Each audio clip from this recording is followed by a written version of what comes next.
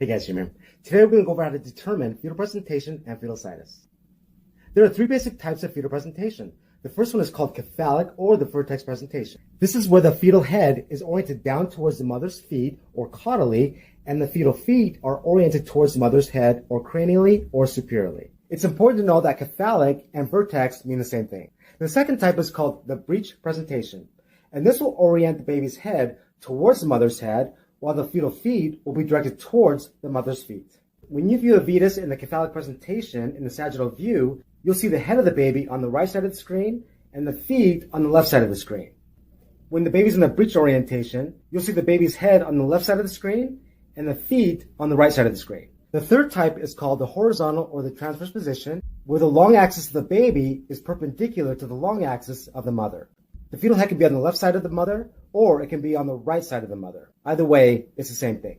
Now, breech has multiple subtypes, and the first type here is called the complete breech. This is where the fetal legs are crossed down by the fetal bottom. So the bottom will be delivered first. This type here, this is called a single footling, where one leg is directed inferiorly into the mother's pelvis.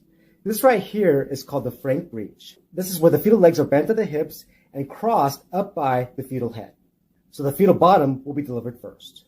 This is called an incomplete breech, where both hips are bent with one knee extended up with the foot closer to the head, and one knee will be bent with the foot and bottom closer to the birth canal. And this is called a double footling, where both knees are extended and both feet are closer to the birth canal. To quickly determine fetal presentation, place your transducer in the sagittal view with the body marker or index pointed towards the mother's head. This will quickly give you an idea of the baby's position. Now, because the baby's head's on the right side of the screen and the feet are pointed towards the left side of the screen, that means that this baby must be in the cephalic presentation. More specifically, this is the supine cephalic presentation. So the posterior side of the baby is down while the anterior side of the baby is up. If you were to obtain an axial view of the abdomen at the stomach level, you would see the spine at 6 o'clock and the stomach at 9 o'clock, which is the left side of the baby. This one image can give you a ton of information leading you to determine fetal situs if you pay close attention to the anatomy. So like we said, the stomach's on the left side, the aorta is posterior and to the left, the IVC is anterior and to the right, then we have the umbilical vein connecting to the left portal vein and the portal sinus with an L shape to the right. This is all normal. If you have the left or right or both markers on your image, you can at least orient the anatomy to help determine the fetal presentation.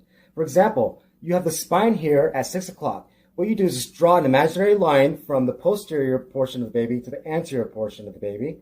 This will divide the left and the right side. Now looking at the rest of the anatomy, we have the stomach on the left side, the aorta is posterior to the left, IVC is anterior to the right, and the portal sinus is L-shaped to the right. The only presentation we can decide from this is the cephalic presentation. So this can't be a breech solely based on the spine's position and the left and right marker. If this was a breech, let's say this was the right side, this is the left side, and the spine was in the same position, so the fetus is still on its back, you would have the stomach on this side, the portal sinus would be an L shape directed towards the right side. In addition, you'd have the IVC on the right side and the aorta on the left side. This can't be a breech presentation solely based on the left and right marker and the position of the spine. This can't even be a breech presentation with situs inversus because the stomach is labeled on the left side.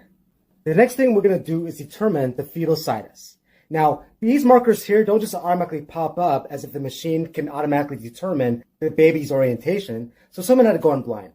On your boards, you might be expected to determine the fetal situs or fetal presentation without these markers here. And in that case, they have to give you either two images, one of the heart and one of an axial view of the fetal abdomen at the stomach level, or they have to give you a sweeping axial video that sweeps from the fetal abdomen at the stomach level up to the heart and possibly to the three-vessel view. So this is how we're going to determine the fetal situs. What you'll do is you'll take your transducer, which is in the sagittal view, you'll rotate it until it's in the transverse view with the body marker on the right side of the mother or the index on the right side of the body.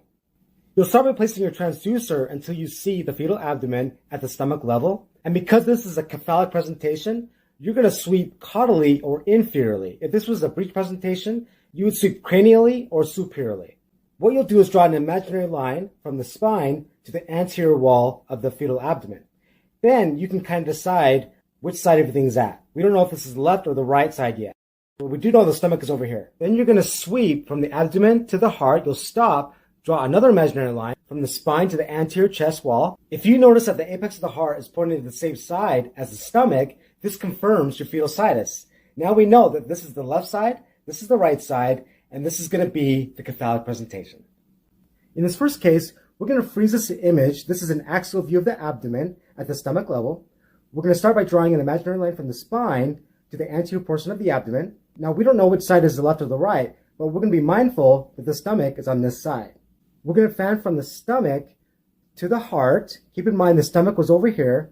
Once we get to the four-chamber view, we're going to freeze the image. Now we're going to draw an imaginary line from the spine to the anterior chest wall. And it looks like the apex of the heart is pointing in the opposite direction than the side that the stomach was on. So automatically we know this is not a normal situs because the apex is pointing in the opposite direction that the stomach is on. So this is most likely situs inversus. Now, how do we determine the fetal presentation? Well, since we decided that this is situs inversus, and the stomach was over here, this has to be the right side, and this has to be the left side. That being said, if this is the right side and this is the left side, and the spine's right here, the only presentation that can be determined here is the cephalic presentation. In this next case, we're going to freeze the image at the stomach level, and we're going to draw an imaginary line from the spine to the anterior portion of the abdomen. And right off the bat, we can already tell something's abnormal because the aorta and the IVC are on the same side. And usually you will see this in situs ambiguous. Before you sweep, be mindful of where the stomach is at. We'll start by fanning from the stomach up to the heart. And we're going to stop here, label a couple things. The IVC and the aorta are on the same side of the spine. We're going to fan until we see the apical four-chamber view and stop here. Now this is interesting because this looks like a single atria, which is common in situs ambiguous. Now that we determine the situs, let's determine the presentation. Since we know this isn't situs inversus, the stomach is going to be on the left side, but in this ultrasound, the apex is pointing towards the opposite side. So this has to be the right side.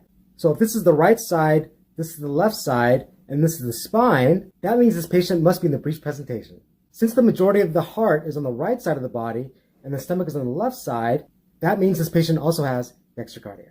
In this next case, we're going to freeze the image here. We're going to draw an imaginary line from the spine to the anterior portion of the abdomen, being mindful that the stomach is right over here. Then we're going to sweep from the stomach to the apical four-chamber view of the heart. We're going to pause the image, draw another line from the spine to the anterior chest wall, and it looks like the apex of the heart is pointing towards the same side as the stomach, which indicates sinusitis. Now, what presentation is this baby in? Well, if the apex of the heart is pointing towards the same side as the stomach, that means this is the left side if the spine's here, and this is the right side. That means this has to be a breech presentation. I'm Jim with ultrasoundboardreview.com. Thank you so much for watching. We'll see you next time.